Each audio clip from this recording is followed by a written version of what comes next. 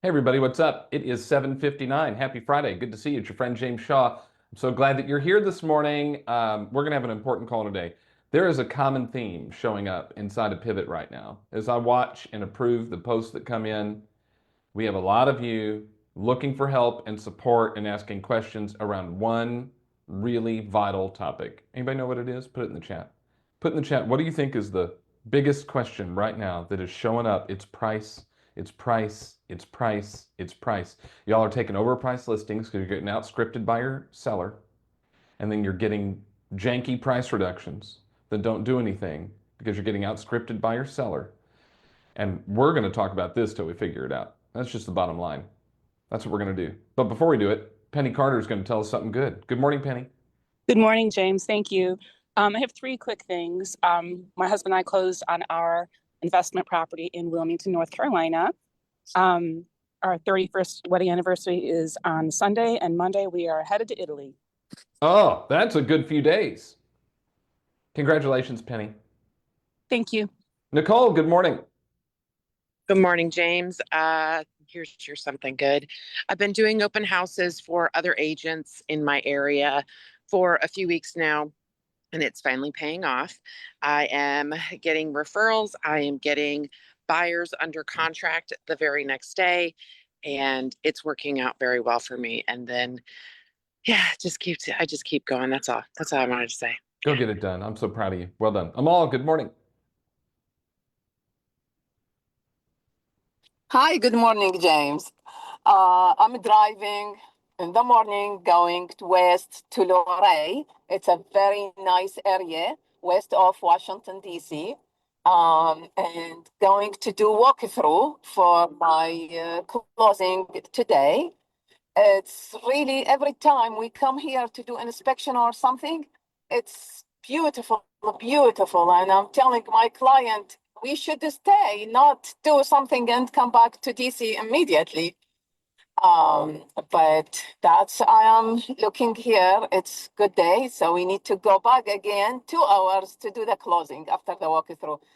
But when you ask about the question, I wanted to ask a question if I can right now, or just say the good things. Yeah, well, we'll take your something good right now because we got a plan for today, but you'll have next Friday to do next question and have a great closing today. I appreciate you. Nicole, good morning. Good morning. Hi, happy Friday, everyone. So this weekend is my biggest event of the year, and it's the townwide garage sale. We had 78 families sign up.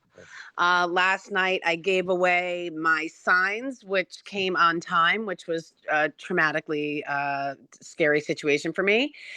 We give away garage sale dots and maps, and this year we did maps with the what people are selling, and we're just really excited for a great weekend, and hopefully the weather holds up, and that's that. So, but 78 people and 35 of them are new. That's awesome. We interviewed you and Natalie about the garage sales a while back, maybe 2 years ago now. I'm putting the link in the chat for people who are interested in doing community-wide garage sales because what you and Natalie has a great system on it too. You both do a great job with them, so have a great time. All right, one more. We got time for one more. It's going to be Tiffany, and then we got to get after it. Tiffany, good morning.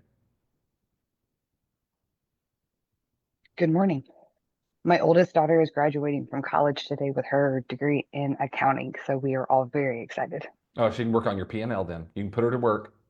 Absolutely. She can work on your P&L. Congratulations to your daughter and to your whole family on that. That's a big deal. All right, let's get after this morning. Maybe we need someone with an accounting degree to help you figure out how to price things appropriately because it is the #1 issue right now. In fact, it came up this morning. Scott Bryant posted it this morning. He was up early. Scott, what time did you get up this morning? Because you're in Phoenix. It's early out there. Yeah, about 4 o'clock. Yeah, this was on your mind 3 hours ago, and it keeps you up at night, literally. And he says, curious how others handle this. When you're competing for a listing and the seller's expectations are out of sync with the market, do you A, price it high, win the listing, and risk losing trust later? You've answered your own question in the statement. Or B, lead with integrity, price it right from the start, and risk losing the listing to someone who tells them what they want to hear. Lost one by telling the truth up front. And now I'm watching the price get reduced exactly to where I said it should be. It's frustrating. How do you handle this? By the way, all I need to do is scroll. If you look at my Instagram this morning, I posted a scroll of the pivot group this morning because like 4 of the top 6 posts were all seller price issue, challenges. It's something that's a big struggle right now. The Shift book talks about it. Scott, did you know, page 154 of Shift, there's a whole section that says to take or not take an overpriced listing. It says even the best researched and most impassioned presentations can sometimes fall on deaf ears. If the seller insists on listing their home at too high a price, what is the real estate agent to do? In our experience, agents fall into 2 distinct schools of thought, which, by the way, are the exact same 2 areas that Scott just put in his post. Thought number 1 is never take an overpriced listing, or thought number 2 is always take the listing no matter the price. Many insist you should never take an overpriced listing. From their point of view, overpriced properties can be a liability in terms of time, money, and reputation. Listing a home takes hours, involves real marketing expenses, and if it doesn't sell, it's your reputation that is eroding in the front yard. Agents who adopt this philosophy aim at ramping up their lead gen so they have so many listing opportunities that saying no to a listing doesn't feel like saying no to income, but still this approach isn't for everyone. Others see listings as a marketing opportunity that shouldn't be ignored. And research for the Millionaire Real Estate Agent absolutely supports this. Many top agents reported that they could reasonably expect to get 2 buyers from a well-marketed home. That's a real opportunity if done right. So many take the path of list all you can and market the best you can. They view this approach as a market share and buyer opportunity equal to a potential listing selling. So each approach has its supporters. We've interviewed too many successful agents on either side of this argument to tell you which approach you should follow.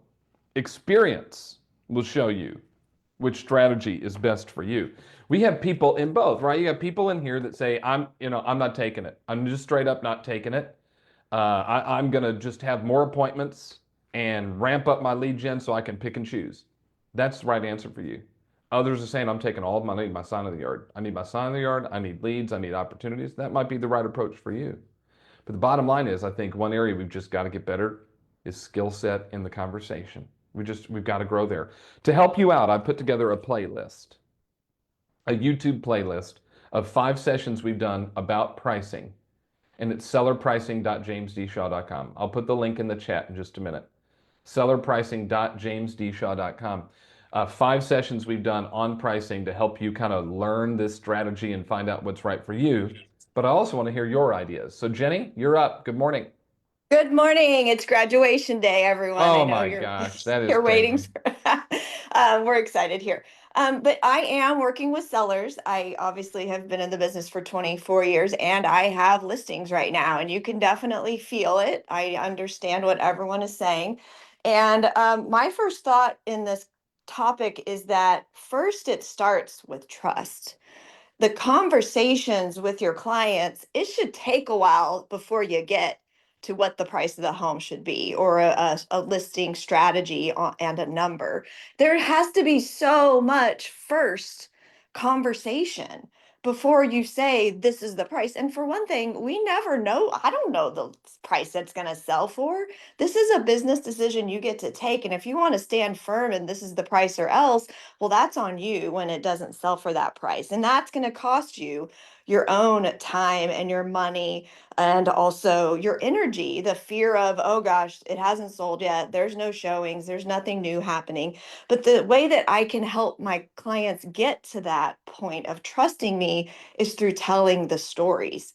And you can just pull out the shift book and use all of those conversations about, it's the first window of opportunity, and using those phrases that are already there for you. But it's really just the stories will help them feel the emotion, and you get emotional about it. Yeah. Like, I understand that you want to net the most amount of money to get you where you want to go. And unfortunately, what we're seeing is this is the reality. And look at the active competition. That's their biggest challenge, is beating out the competition. If homes are taking longer to sell, then they want to be the ones that are first picked out of that batch of homes that are available right now. And the market can change on a dime. James, I've put properties on the market in the last month, and guess what? Seasonality. Everybody's getting out of school. We always have this little lull whenever everybody's off for summer vacation. And so, yeah, it's like, nothing is happening, but just staying in communication with your client, sharing them constantly what's going on. But pricing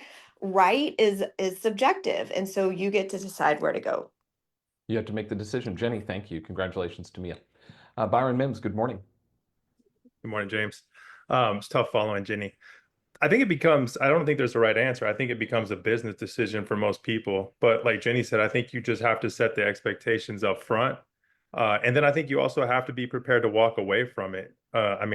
I've decided, because I've taken overpriced listings before and it didn't help the seller and it didn't help me, I've decided that if someone's really out of the market, I'm willing to walk away from it to, just because I know what's going to happen. So, but also you don't know what's going to happen all the time. You just got to kind of do your best judgment. But I think it just becomes a business decision. It totally does. Lee Corey, good morning. Oh, you skipped a line here. Well, I'm trying to call on people we haven't heard from this week. Lee, go ahead. Good morning. So yesterday we put a listing on and we set the price in March. Well, guess what happened? There were 4 active listings in that price range in March, and yesterday there were 19. Oof. So we had another conversation before we went on the market, and we went down a little bit on our price. So I think you really have to build the trust, like everybody's saying, and then be fluid with them and tell them that you study homes for that's what they're paying you for, that this is your job, you're interpreting the market. And you have to advise them, because their goal is to get the most amount of money for their home in the quickest amount of time. So you're the catalyst to make that happen, but you have to give them the data. Lee, how did that conversation go when you went back to the seller and said, hey, remember that price we told you last month? It's changed. It's lower now. How did that go? It was good.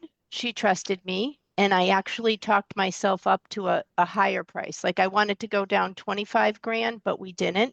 We went up, and then I found out there was another one that sold with 18 offers. So that really did help. But there were 3 that were sitting on the market for 2 weeks, which is not our market. We sell in the weekend.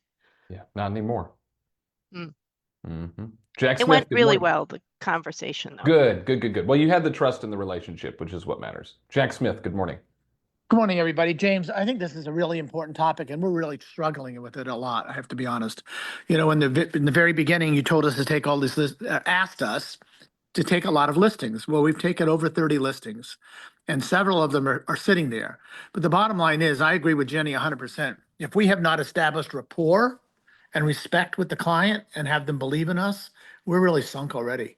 I think the most important thing is to establish that right away, give them the facts, help them make their own decision that you've taught us to do, and listen to what Orly says to do, and do the things that you need to do. And if it doesn't work, it doesn't work. Now, have we walked away from anything yet? No, but now we're prepared to. That's the bottom line. I still want you to take a lot of listings. I want you to take a lot of saleable listings or coachable sellers. I agree. I agree 100%. You take saleable listings or listings of coachable sellers, because I don't know that there's an issue of taking a listing that is high, as long as you know that the seller is coachable. And if the seller is coachable, that means they'll listen to your advice and walk through it. There's no problem with trying something to appease them, but setting the expectation. But the one, like, there was a post in the Facebook group the other day. The seller said, my home is not overpriced. It's just going to take that special buyer. There's no special buyer. Like, the seller is the special buyer. They're the one who's buying the house back at that price every single day. That's not a coachable seller. We need saleable listings or coachable sellers. And if they're not those 2 things, I think we don't want them. That's just my opinion. Jack, you're right. Thank you. You're right. Share. You're right. Yeah, well, but that's what you're doing. That's my point. You're taking saleable listings or coachable sellers. You don't just take everything. I really don't think you do. Allison, good morning. Good morning, James. So one thing in the conversation with the sellers, when they have that high price, I will let them know, this is a price I am not willing to take this listing for. And we've already built the rapport. They've already said they want to work with me. I know that, I've got it if I want it, but do I really want it at that price? So I will say, I'm not willing to take it here And then they say, well, where would you take it? And I say, well, I will take it here, a bracket lower. And I'm still not comfortable there because the comps are telling me even lower.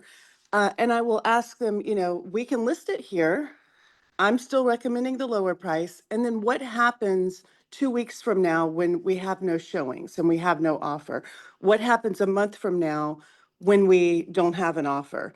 And then I just stop and let them think about that. And then we build in the price reductions to the listing agreement. There you go. Put them in there. That's perfect. Josephine Wilson, good morning. Good morning. Thank you for the opportunity. So I still bring price reduction sheets with me and have them sign the price reduction sheets at the table after explaining everything to them, the pros and cons, and showing them all the comps. I also in the past have brought, if I choose to take an overpriced listing, I have a sheet that will say the amount I suggested and the amount they wanted to list at and have them sign, because sometimes 2 or 3 weeks later people forget, right? They get amnesia and they forget what I said and what they said. That seems to work. And I also tell them with the price reduction that I won't be calling them to ask them. This is where we're agreeing on it. And I'll just be sending them a copy of it at the time. You're getting it signed in advance. It's part of the presentation. Yeah. And it's post-dated or whatever. Yes. Yeah, perfect. Check with your broker. Make sure you do that correctly in your state. Orly, you're next. Good morning.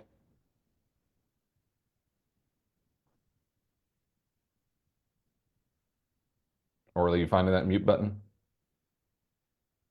I'll come back to you. I'll come There back it to is. you. Oh, there There you it go. Hey, Orly. Right.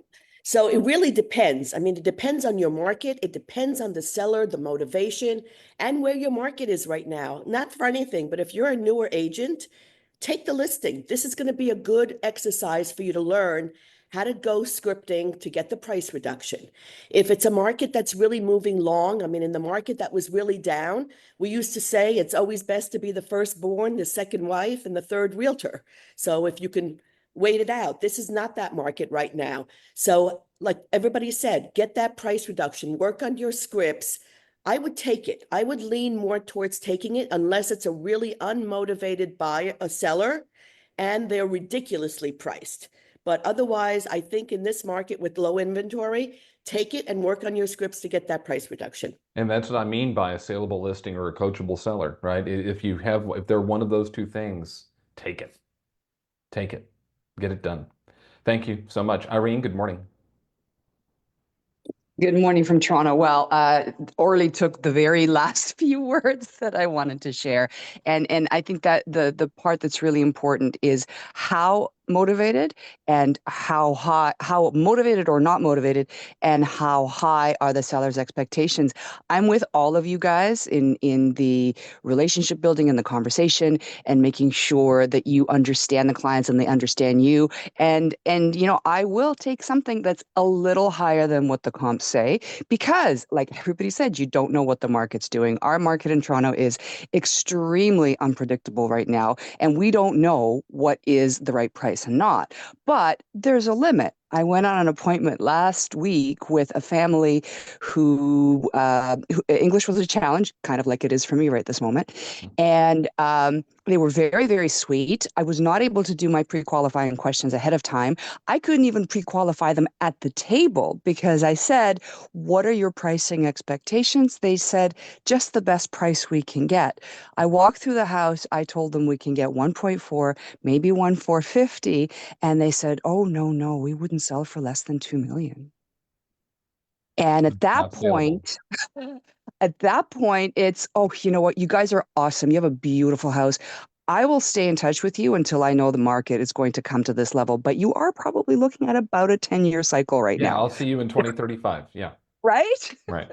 Right. Thank you. I mean, it's really interesting. But by the way, that's the reminder. You have a system and a process you follow, and you weren't able to run it here, which is fine. That happens. But how important it is that we do everything we can to run our system, because you would have saved yourself the time on that appointment. Yeah. If you'd known something like that up front. It's a really good reminder. I love everybody's shares today. Again, we put together a playlist, and I'll continue to add to it, of 5 videos to help you with seller pricing. It's free playlist, sellerpricing.jamesdshaw.com. Anybody can access that. You don't have to be an Inspire member. Any person can find that. It's 5 calls that I think will help you. Now, Inspire members, I'm going to remind you, and I'm going in the portal real quick because I think you got to remember you have access to this, which is the pricing call we did, price reduction strategy call with Aaron and Emily. It's in the portal, and it's where is it? It's under the what? When did we do that call? In April? We did it in April. So it's in the portal under weekly mastermind replays in April. If you have not watched it, it's like a stop everything you're doing and go watch that, Inspire members. I think it's literally pays for like 10 years of your Inspire membership with that one. If you get one price reduction and get it sold, and then every other listing appointment you go on is easier because you have practiced this stuff. I'm telling you, that pays for Inspire for life, that one call. So if you're an Inspire member, go watch it. And I know some of you watch it 5, 6, 7, 8, 9, 10 times. Next week's Wednesday webinar is going to be Carrie George sharing how she's doing her CMA. She has a very specific process to doing her CMAs so that she's going in with a really good idea as to what the price, should be. We're going to do that on Wednesday at 2 o'clock Eastern. I'll give you a link next week. You don't have a link yet. I'm just letting you know right now. Block that time out, Wednesday at 2. We are going to talk price until we're done talking price, which might be never, because we got to get it figured out. Thanks for being here this week. I hope these calls were helpful to you. Put an emoji in the chat to describe what you got out of the calls this week. I hope it was a benefit. Go watch the pricing playlist we put together. Inspire members, go watch that Aaron and Emily call, and then have a great weekend too. We'll see everybody next week. Bye, everybody. Thanks, Thanks, guys. Have a good weekend.